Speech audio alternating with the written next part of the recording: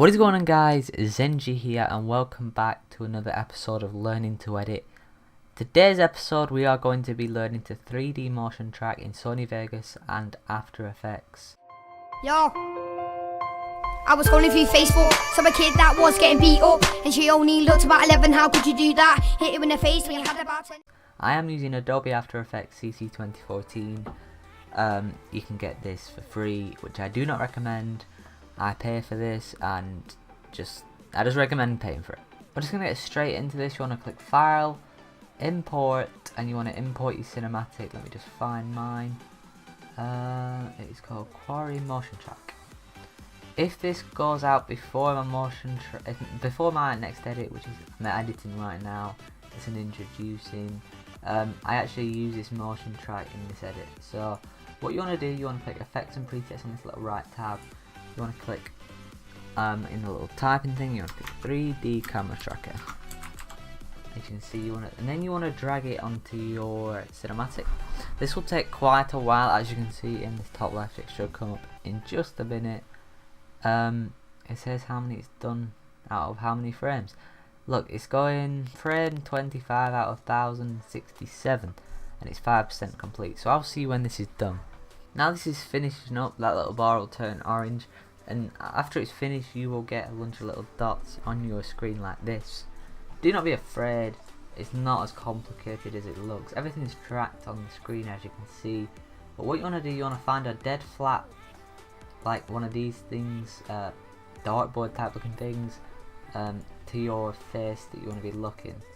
So this is a pretty good one. You wouldn't want something like this, otherwise the text would look pretty weird. I'm gonna go with this one, maybe that one. That's pretty good. And now once you have your marquee you've selected, you want to right click on it, create null and camera. Now you want to click on your null. You want to bring this forward and you want to position this where you want your text. So now we have our null where we want it. What we want to do, we want to click Control Y, and that is the hotkeys for a new solid. You want to call this element, if I can type properly. Oh my god, I'm gonna cry. I can't even type that. But now what you want to do, you want to click in this Effects and Presets tab again and search in element. Please type.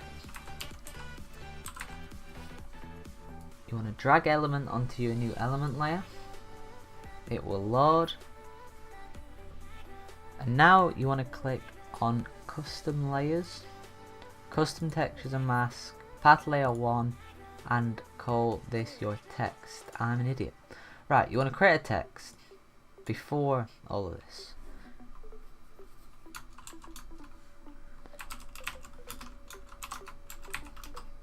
I'm sorry this tutorial is a little bit weird. I have had I'm a little bit ill at the moment and I'm not in the right mind to be making a tutorial, but it's been requested so I'm gonna have to do it. So what you want to do, you want to create your text. You can create your text in when I did mine, but you really want to be doing it after you've created the null and before you've created the element. But now we have the text, you just want to hide it. Click on the element layer and then go to custom layers, custom textures and masks, path layer, and then click on Zenji Presents or whatever you named your text. Then you want to click on custom layers again, custom texture maps layer 1, and click your motion track. And then you want to just click on scene setup, extrude, and there we have our beautiful text. Environment, if you drop down, click this drop down, you can click your motion track. It should be custom layer 1. You want to click your motion track, and then as you can see, it does actually reflect a little bit. We can't see our text at the minute because we don't know where it is, but it does reflect. It puts a reflection on it of the map. Now we're going to make our text look good. Now once you have your text extruded, sorry about that, you can click on Pro Shaders if you have it. I prefer metals. Metals are pretty good. You can add a metal to your text and then it looks like that, but I'm not going to do that. No, I'm not. I don't think. I'm just gonna try to find a good one right here. Let's go for this. I've just deleted my text. Can we undo that? Yeah, there we go. We just want to get rid of the brush thing. Why is it undoing everything? Maybe we should drag it on. There we go. Let's try to find a good metal. That one looks pretty cool. Yeah, you get what I mean. You can like basically just put whatever things you have on if you have pro shaders, but if you don't have pro shaders, you have like the normal default ones. I'm not sure what actually using the default ones, like this sort of stuff. Yeah, I recommend getting pro shaders though. It is very good. Then you want to click OK, and then you want to click on your null. You want to click P, and then you want to copy this first one. It's the position basically. You want to copy the first one, which is X. Go back on your element layer, go on world transform, and then paste this in the X axis one. Go to Y, copy, paste, and then Z, copy, paste. There we go. As you can see, our text is there. We can actually move this though where we want it. Actually, what we're going to do first is scale it a little bit, because as you can see, it's a little bit small. You just want to zoom out, click on this scale tool down here, scale it up and see how it looks. There we go. That's alright. We can actually move this though where we want it. Actually, what we're going to do first is scale it a little bit, because as you can see, it's a little bit small. You just want to zoom out, click on this scale tool down here, scale it up and see how it looks. There we go. That's alright. Now we want to rotate it. So what we're going to do, we're going to move this to where we want it, and we need to rotate it. How are we? World rotation, X,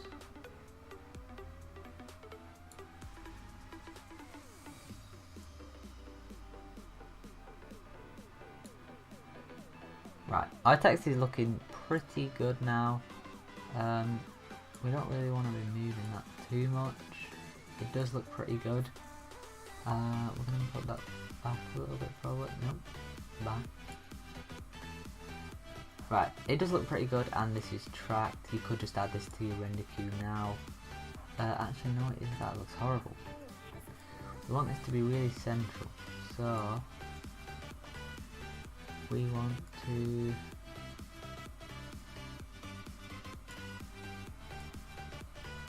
be moving this like that.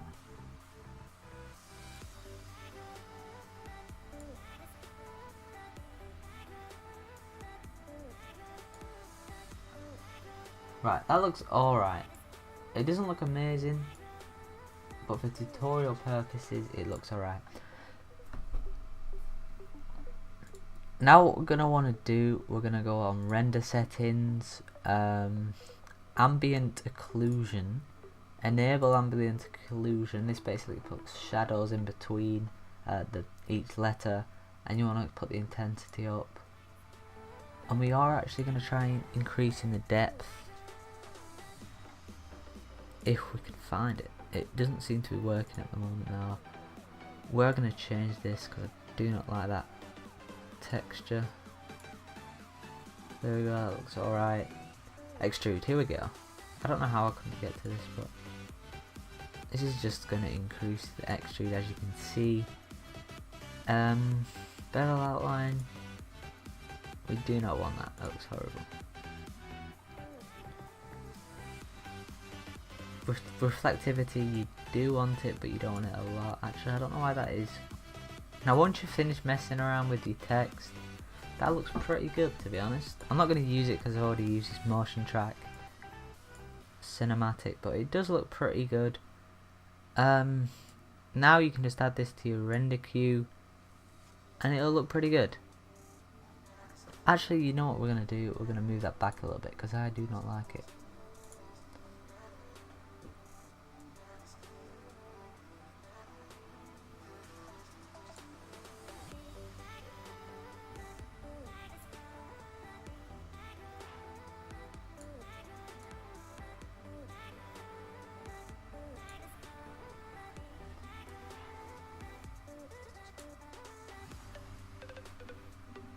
There we go, we're done. And actually, what you want to do, you want to click on your text layer, make it visible, and to edit the 3D text, you just edit this basically. Is this gonna let me edit? Right, here we go. You want to move the Zenji, or whatever you called yours, you want to move it pretty central above the second layer, and then just hide it, and then that looks pretty good. Obviously you would mask this out, but for tutorial purposes I'm not actually going to mask it. To render, you just want to click composition and add to render queue. Output 2, desktop, call it whatever you want. I'm just going to call it that. Does not exist. Wait. Right, there we go. Output mode, you want to click make your own. This saves automatically. I save it as an AVI. Just copy these settings, it works fine. Okay, and then click render. You'd mask that out as well. That looks pretty good, to be fair. Hopefully you did enjoy this episode. If you did, be sure to leave a like, and I'll see you in the next one, guys. Peace.